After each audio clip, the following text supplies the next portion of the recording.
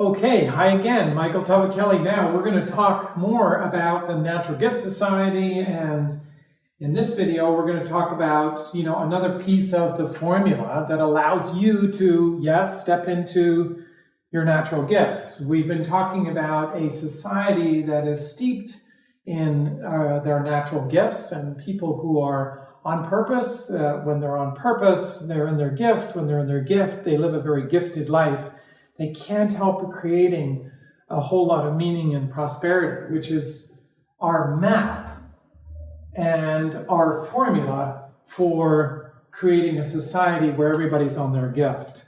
So we've been breaking it down. I'm just going to remind you, a Natural Gift Society is folks on their gift, creating a more meaning and prosperous life for themselves, which then it benefits their partners, their family, their children, their village, and yes, their society. And that has been eschewed and spoken about by many teachers on the planet over the years, from Plato and Socrates to Ficino and Michelangelo, that yes, beauty will save the world. People on their gift, they can't help but delivering who they are. We've broken it down into this formula, and today we're going to talk about the natural gifts that we've been tying you into. As a reminder here, our true nature is at the center of who we are. Remember, the mighty oak was just a nut that once held its ground. It's kind of a cheeky way of saying that we sometimes need to hold our ground.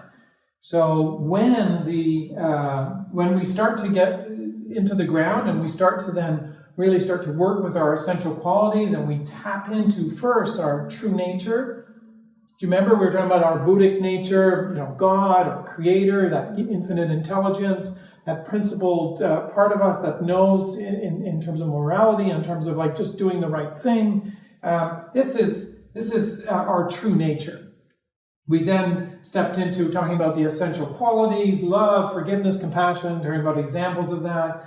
And now we're going to talk about the natural gifts. The natural gifts are essentially many, and we have more than just one. We have, it turns out, probably more like 2, 3 primary ones, but we might even have 4 or 5 that can be utilized in different ways. You can see I've been using this poster board since the last video, but I wanted to just emphasize a few of the natural gifts that we all have different aspects of, but primarily, when you talk about Picasso, he had a gift of beauty. He had a natural gift of artistry, right? So the artistry for him was his gift. This was an essential quality that he had, that worked with. He felt he knew, he understand who he was the essential quality of beauty, and he needed to create it as through his natural gift of being an artist. If you take a famous leader like one of the Kennedys, had a gift of a gift of leadership. He also had essential quality of, you could fill in the blank. You have various teachers. When you talk about modern day teachers or old teachers in our history, historical teachers, Buddha, Christ, or Lao Tzu, or we're talking about Plato, Socrates again. There's the gift of teaching. There's a gift of hospitality. There's a hospitality, meaning that you really know how to take care of people. You bring them into your home, you feed them, you nourish them, you give them the support that they need. You can have combinations of various gifts. You can add hospitality together with a gift of, let's say, midwifery, right? And that's a great combination. You could add an essential quality to that, of compassion, and you have somebody who is just not only very gifted, but is delivering a whole lot of compassion and hospitality all simultaneously. You can have an essential quality of love. We've used that example, but we also have, when you think about Christ or Buddha, but we can also have He can be, a leader, but also have the gift of being able to teach, and a gift of what else could we say about Buddha? He probably had the gift of really of wisdom. You know, perhaps even what we call a gift of spiritual challenge. That's something that I have copious amounts of. I like to challenge people in who they are. I'm all about helping people answer the question, who am I? What is it that I want? How can I get into my gifts? How can I live on my purpose? How can I live a more gifted life? How can I bring more beauty to the world?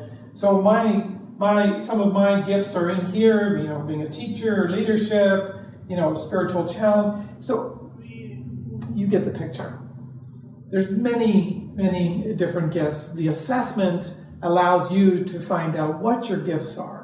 And then, of course, when you work with one of us, we can also help you then find out what your essential qualities are, which is important. You know, whether that be joy or beauty or love.